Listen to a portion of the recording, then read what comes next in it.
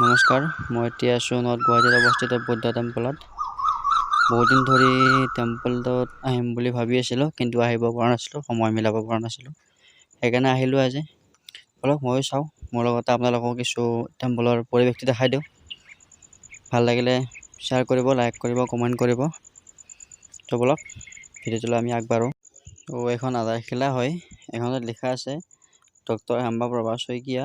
এই টেম্পলটো আৱিষ্কাৰ কৰিছিল 2012 চনৰ 28 এপ্ৰিলত। বলক আমি ওপৰলৈ যাওঁ, মন্দিৰৰ ভিতৰ ভাগ চাওঁগৈ কেনেকুৱা হয়। এতিয়া মন্দিৰ পালোঁ, চেণ্ডেলযোৰ খুলিলোঁ, তাৰপিছত ভিতৰলৈ সোমাই আহিলোঁ। ভিতৰত সোমাই দেখিলোঁ যে বুদ্ধদেৱে কোৱা কিছুমান ভাল কথা এই বেৰখনত লিখি থৈ দিয়া আছে। বলক আমি বাকী পৰিৱেশটো চাই লওঁ এবাৰ।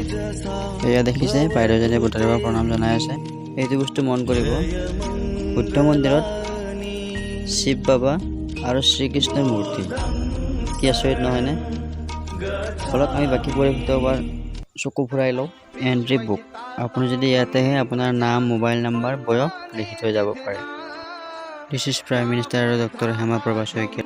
এইবাৰ আহি গ'ল বুদ্ধদেৱৰ মেইন মূৰ্তি, য'ত বুদ্ধদেৱক বহাই ৰখা হৈছে। তেখেতক পূজা কৰা হয় ইয়াতে।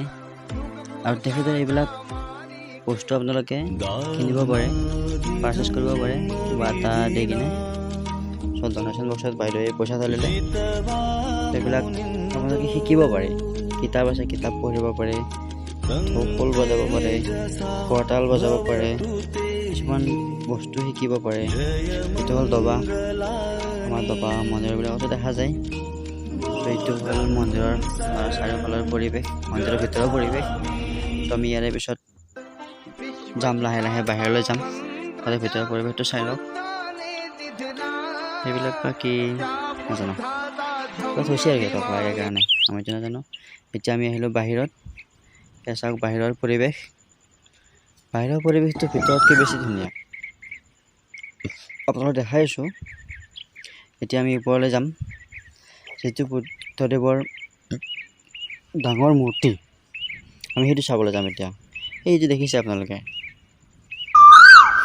বলক আমি আগতে মূৰ্তিটো চাই লওঁ, বাকী পিছত চাই থাকিম।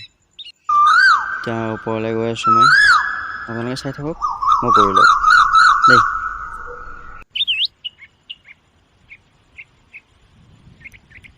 ৰাস্তা অকোৱা পকোৱা, সলাব আমাৰ ৰাস্তা। পাহাৰৰ ওপৰত আৰু ইয়াতকৈ কি ভাল ৰাস্তা হ'ব।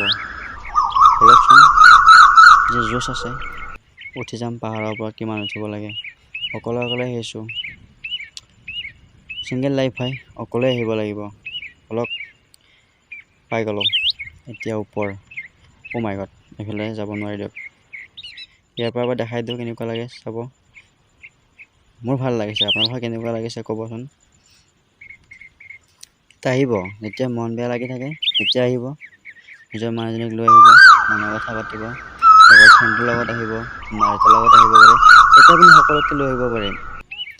সেইটোৱে হ'ল বুদ্ধদেৱৰ। পিছফালৰ পৰা দেখাইছোঁ, একচুৱেলি আগফালৰ পৰা দেখাব অলপ অসুবিধা হয়, কাৰণ সেইকাৰণে মই পিছফালৰ পৰা দেখাবলৈ ট্ৰাই কৰিছোঁ মূৰ্তিটো। চ' এনেকুৱা হয় পৰিৱেশটো, চাৰিওফালে চাওক আপোনালোকে। এইটো হৈছে north Guwahati JNRC foundation Hare Krishna মন্দিৰ। এইটো সৰুটো দেখিছে, সেইটো হ'ল হৰে কৃষ্ণ মন্দিৰ। এইটো দেখিছে আপোনাৰ ট্ৰেইন লাইন, এইটো দেখিছে আপোনাৰ নেশ্যনেল হাইৱে।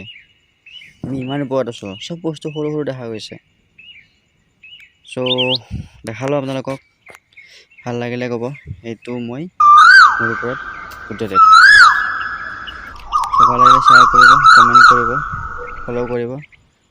চ' আজিলৈ এৰিলোঁ, বাই বাই।